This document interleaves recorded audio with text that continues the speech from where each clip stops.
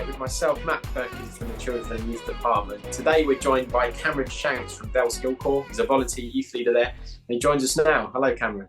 Hi Matt, how you doing? Very well, thank you. How are you? Yes, good, thank you. Good, thank you.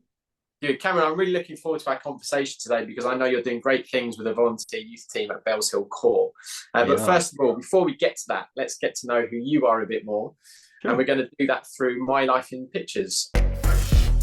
First pictures come up on the screen. You can see lots of smiling faces. Tell us who these people are. Yeah, so in that picture was taken at my new niece's dedication a couple of months ago. So in that picture we have my girlfriend Lauren, who's a soldier at the Govan Salvation Army in Scotland.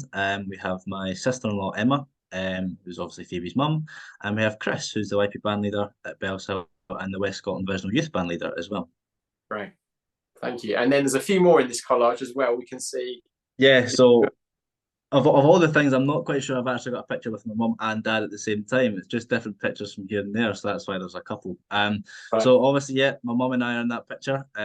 Lynn, she's deputy song leader at Bellshill, and that was us on a nice cold stroll during lockdown for the Right. hour that we were allowed out a day. And then the third picture is my dad and Chris, but obviously mainly Dad, who's the deputy bandmaster at Bellshill, and that was us on a holiday down south back in July. So yeah. Brilliant. Okay, the second picture that's coming up now is going to tell us what you do for a living. So we could probably have a guess, but tell us about this image. Yeah, so I'm a greenkeeper at a golf course in South Lanarkshire. Have been there for roughly around about 5 years now, Matt. Mm. And that picture there is a picture of a very nice summer's morning where we had a big tournament on that day and we were out hand cutting the greens. Probably one of my favourite jobs to do, to be honest, because that definition of finish you get is quite a nice rewarding feeling once you've kind of Yeah. walked, however many miles you walked to cut the greens. I think Yeah. I remember, to cut 18 greens, it's like 23,500 steps. So it's a All lot right. in a morning to do, but it's very rewarding. So it's great. It's great Wow. fun.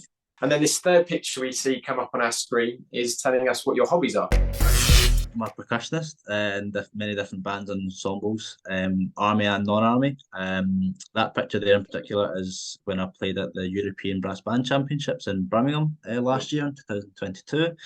Had a great time, loved it. So yeah, I'm quite an enthusiastic percussionist, shall we say? So, Right. Cameron, the reason we've got you on this call is that I've been made aware from a few people that you're doing some fantastic children and youth work from Bellshill Corps, and it's quite a recent project serving the needs of the local community. And you've gone about that on your own, really, and sort of created a team. So I think people at home that are watching this Spotlight video, wherever they watch it from, will be really encouraged and quite inspired with what you've achieved in that setting. So tell us about the ministry you have with these young people. Yeah, sure, Matt. So last year in 2022, about July time, we took the decision to try and start a youth club up. I went to my corps officers, Majors Miriam and David Wing, and about the middle of June, and I said, "Look, I've got this great idea. I think we should try and set this youth club up." They said, "When do you want it for?" The end of July, and I said, "No, the beginning of July, so we can catch them coming out of school."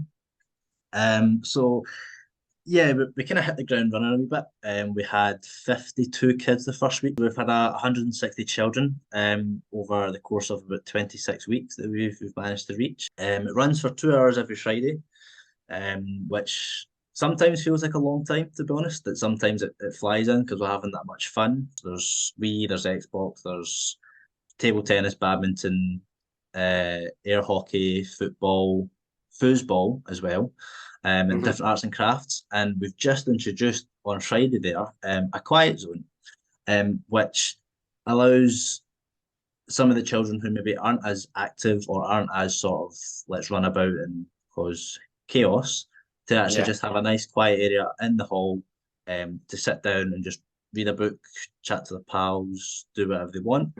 We cook them a meal. That was one of the most important things I sort of had in the back of my mind coming into the sort of the winter, that we need to obviously make sure these kids are getting another warm meal as well as at school. So it's a pretty well established, I would now say, established sort of club that we've got. I know from talking to you before this interview that what you've just told me about, it's also completely free for those children and for those families that belong to, which in a cost of living crisis, the Corps has stepped up and provided a space for young people to play in, to feel safe in, to have a warm meal in, to be in a warm space.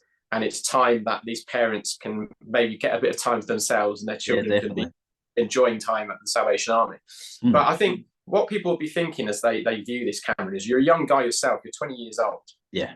And you've just hit us with some big stats, like boom, 160 young people in 28 weeks, 50 kids in the club. I mean, these are things people at a local corps could only dream of happening. Yeah. And you know, it's definitely a God thing, but it's definitely a you thing as well. You know, what inspired you to do this? What inspired you to go to those corps leaders and get this up and running? When I was growing up, there wasn't always, my age group didn't always have something for us at the corps, so there was something missing, like a regular youth club.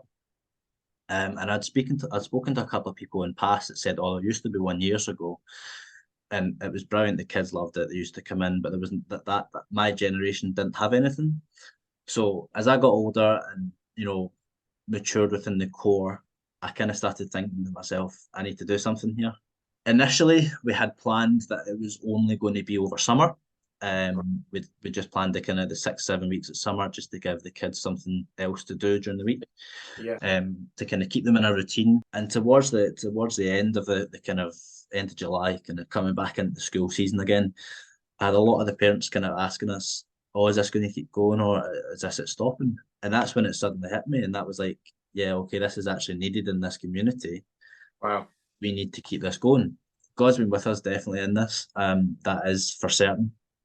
There's been a lot of answered prayer, to be honest, with it. Lots of support from the corps as well, which is good. Financial support as well, because obviously, as you said, it is completely free to the kids. We didn't want to charge the kids for this at all. The people in the corps giving us that financial support of, there's £20, go and get this week's food, or there's £30, go and get the next 2 weeks' food, or type thing, has been amazing, because it's allowed us to not have to charge the kids. Now, you've already mentioned you've got a really supportive, corps officers at Bellshill, which is great. Many corps have corps officers that are really supportive. There's not so many corps that have a 20-year-old guy who turns up and say, "I want to do this," and they have opportunity to say, "Yes, please." I think all corps leaders say "yes, please" to people who come to them like that. It's great to know they support you in this way. But as people sit at home, one of the biggest things that people need in terms of resource is volunteers, because as you can't do it on your own. No. It's a weekly commitment. You've mentioned that there's people in the corps who give financially, not necessarily their time, but it feels as though, it sounds as though this is a core investment. You're all behind the importance of serving in the lives of young people. You've almost made it a priority. I think you've mentioned, and if not, I know this, that you've got a volunteer team that make this work of about 20 volunteers from your corps. How have you got 20 volunteers giving up Friday nights to serve young people? How has that happened? We basically just said to them on a Sunday morning, we need volunteers for this. Just come along, see if you enjoy it. You don't need to be a children's worker. And probably about half the team isn't actually children's workers. They are just volunteers. They're retired officers. There's teachers. There's retail workers. There's loads of different people, but their individual skills is what makes the team possible. So I've got maybe a team of 4 or 5 people that cook every week, and they'll deal with the food side. I've got maybe 2 or 3 people that will solely do registration, because they're good with admin and making sure that a kid's there and a kid's signed out. And people who just generally are able to just be an open ear to talk to the children. It's usually those sort of same 3, 4, 5, 6, maybe just one person that does the youth and children's work each week. So for people to be sat there thinking, wow, Corps have really got behind this. I mean, they really have. And what you've done is you've asked the question. But I think what's really clever, you haven't asked for a youth and children's worker. You've asked for the roles you need. So most people in a Corps congregation aren't going to look at themselves and think, "Oh, I'm a children's worker, I'll step up." but Yeah. they thought, oh, I can cook food. I'll step Yeah. up. Yeah. And what you've done is all these roles have come together to basically serve young people. Yeah. And there are other people who possibly say, yes, I am a youth and children's worker. They're doing the dodgeball and the games. But there's all these people that have these vital roles like the admin and the safety. And it just shows what can happen if a corps comes together and makes young people a priority. 100%. I mean, to be honest, Matt, this wouldn't have been possible. We wouldn't have been able to keep it going after summer if it hadn't been the fact that it was a core effort. You've created a time where people can live out being church. They can live out what the teaching is on a Sunday morning, which is serving others. Yeah, and exactly. Have a way of doing that. Sometimes it's very hard to find those spaces in our day to day, isn't it?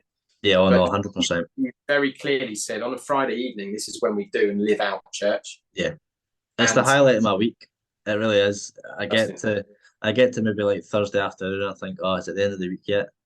And I'm like, oh no, youth clubs tomorrow night. We'll be fine. We've got that coming. What have you seen the impact to be on those young people and families? One young girl came up to me and pointed at the cross and the mercy seat and said, "What's that?"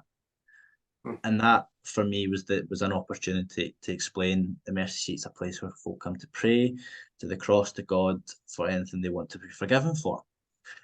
She said, "Can I go and kneel there?" And I was like, "Yeah, sure, on you go." And it took me back. It actually hit me a wee bit that, you know, a 7-year-old child, having just stepped into this different environment, was asking about that one thing and wanted to go and see what that was. And if that's not the eventual end goal and the eventual end purpose is for a child to be connected with God, then what is? You know, so that was a real sort of, we're doing the right thing. You know, we are making some form of small step impact on children's lives. It was also quite rewarding to see about 4 or 5 different families come to our core carol concert. 3 of them participating in the nativity. You know, these families are now connected. They now feel some form of trust and connection to the Salvation Army. The corps also benefit from, you know, seeing these other families and being able to connect with these other families, and it's lovely. Yeah, it's just so inspiring, Cameron. So I think it moves me on to ask the question: what are you learning? What has this done in your life? Yeah, it's teaching me a lot, to be honest. I think for a while I've sort of had that a kind of hidden feeling that God was sort of calling me to do some form of children's ministry within the Salvation Army. My further development within my faith and, you know, Christianity all developed and started to learn from way before the youth club. When I was invited along to a children's fun day at Clydebank Corps that the West Scotland Division was running back in 2022.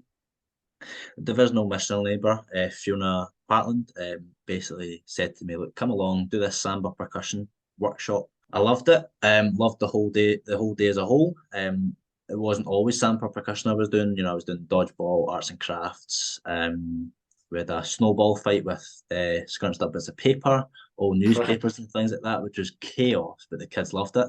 And that's when it sort of, everything sort of that I've been questioning sort of linked, as if to say, right, okay, this is maybe what's missing. This is maybe what you need to maybe explore a wee bit more. So I went back to my officer and said, look, what sort of things is there available for young adults like myself that I can then, that will be able to enhance me in children's work or in youth work, which is when she then put me onto the RAISE training for children's workers, which I've just completed back in November or December there. Loved that. That was a great course. And that's when I kind of thought, yeah, okay, I need to try and bring some form of this element back to my local setting. And to be honest, every week's a learning week for me. Learning new things, how to do things differently, how to make the club fun or more fun is an ongoing thing for me. You know, as a young guy, sort of 18, 19, you've been invited in. Can you lead? You've been given the opportunity to be put in leadership responsibilities, leadership roles, and the seeds have been planted, haven't they? Yeah, because definitely. Seeing potential in you and have given you opportunity, and God's done incredible with it. So I think for people who are watching this, let's just see that we need to invite more young people into leadership roles, really, and they go off and they flourish. And I think I would love for young people to see the Corps that they go to as somewhere they can then serve in the way they feel led to serve. Mm-hmm. And that's exactly what you've described today, is that your Corps officers have allowed you to serve the need that you've seen. Yeah. And people have jumped on board with you. Mm-hmm. So thank you so much, Cameron, for joining us. Gosh, that's been a blessing, hasn't it? Listening to Cameron and what he's doing at Bellshill and what the Corps are doing there at Bellshill. There's so much to take away from that call. Cameron mentioned RAISE, Children's Leaders Training. That's something that comes from the Children and Youth Department. If you would like to get in touch with Tracy Woods or see that on our website, have a look at the link below. And then lastly, we want to support youth and children's work across the territory. We do that in a number of ways, but we can do that financially. So have a look at our grant scheme. Again, the link's there. I think about the Outreach Fund, which is there for new initiatives and projects such as the Children's Youth Club at Bellshill. And we can give up to £1,000 to set up projects as they start off, which could be a great help and go a long way. But thank you for joining us on Spotlight. These calls remind me of why we do it. It's shining a spotlight on great youth ministry across the territory. It is happening, but we need to hear about it. See you next time.